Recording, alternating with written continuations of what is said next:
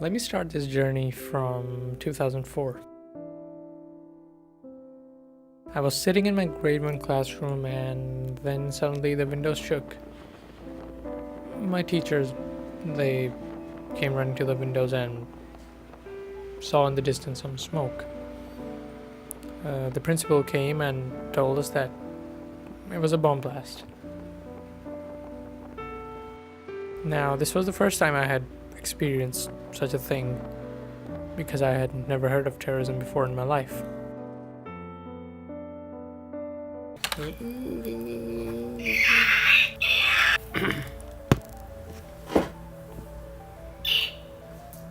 After that incident back in 2004, terrorism became like my best buddy. I got used to it, we stopped going back to field trips because the teachers were like too afraid. The Taliban took over Swat. Benazir Bhutto was killed. Former Pakistani Prime Minister Benazir Bhutto was shot dead as she was getting into her car. She was kind of iffy though, so it don't really matter. I hate that bitch. Fuck her. So seeing all this, I decided to become a patriot. I didn't decide it. It was fear that caused me to become patriotic. And that fear obviously channeled into hate, and that hate translated into ignorance. So my love for Pakistan became cancer, and I started to ignore the facts. The fact is that it's been 16 years in Afghanistan and 14 years in Pakistan, but we still haven't won the war. What could be the reason? So in order to understand why we haven't won the war in 16 years, we need to understand the people we're fighting with, because they are the basic reason why we haven't won the war. So we're gonna look at the cause and the effect. What is causing all of this, which is causing this, the terrorism?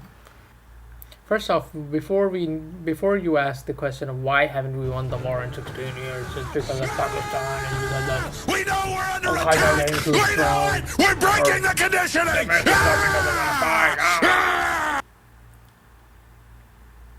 Am I gonna become the next Alex Jones? Yes. I hate that motherfucker. This is the map of Afghanistan. And these are the people you're fighting with. These are known as the Pashtuns. Now, the Pashtuns live on the southern part of Afghanistan and northwestern part of Pakistan. Okay? So there should be a distinction made between the two Pashtuns.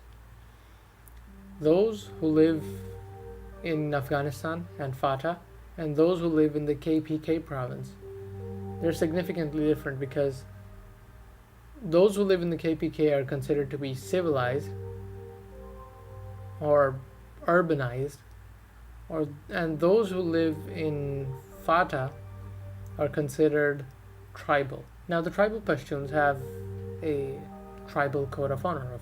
If you violate the code of honor, you are disrespected, you lose your honor, you lose your dignity, and you even have to leave the village sometimes. I don't know.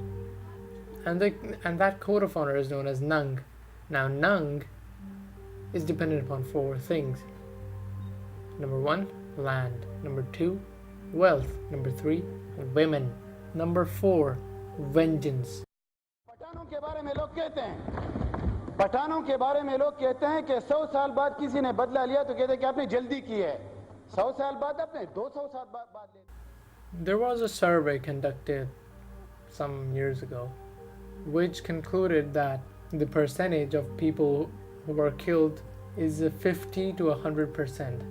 You see, the drone strikes are the most ridiculous thing that I've ever seen in my short life.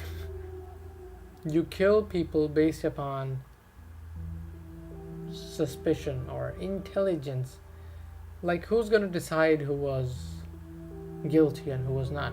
Like, for example, if you decide to take a vacation to Afghanistan, which you shouldn't, but let's say that you do, and then you're walking around with your friends Or you go to a village, or go to a wedding, and what happens is that a drone comes up in the sky and then it sees you through its camera without knowing anything that you do, without knowing anything, and then it bombs you and kills your entire family. How would you feel if you survived that attack? That someone did injustice to you. That's the thing that I want to point out. Injustice. Injustice is the main reason why people are still fighting this fucking war. This war will never end if you don't end the injustice. Just look at the map of Afghanistan. Look at where the Pashtuns live. And look at where the war is most intense. You'll see the connection. You'll see what I mean. We cannot win this war by kinetic means. We have to win this war by winning hearts and minds. The Taliban, being the cheeky little motherfuckers and cheeky little bastards that they know their own people. They are Afghans. Okay, what they do is that they recruit large amounts of people every single year because they feed the hatred that the people already have against the Americans. Basically give people pamphlets. And the most significant part is that they talk about the loss of children and women. Number 2, they talk about the destruction of their homes. Number 3, they say that your crops have been destroyed, your wealth has been destroyed, your country is bleeding. Number 4, they talk about the fallen. They talk about the people who were killed as a direct result of this war. And that is the 4 steps that are causing this war on terror. Unless we correct all of these steps, we're never going to take control of Afghanistan and Pakistan, and we're going to continue to see this insurgency, and it's never going to end. On a second note, how this insurgency and terrorism spreads outwards, spreads beyond Pakistan and Afghanistan, I'll tell you next week, or when my friend decides to upload, because he has good internet. Until the next time, ciao.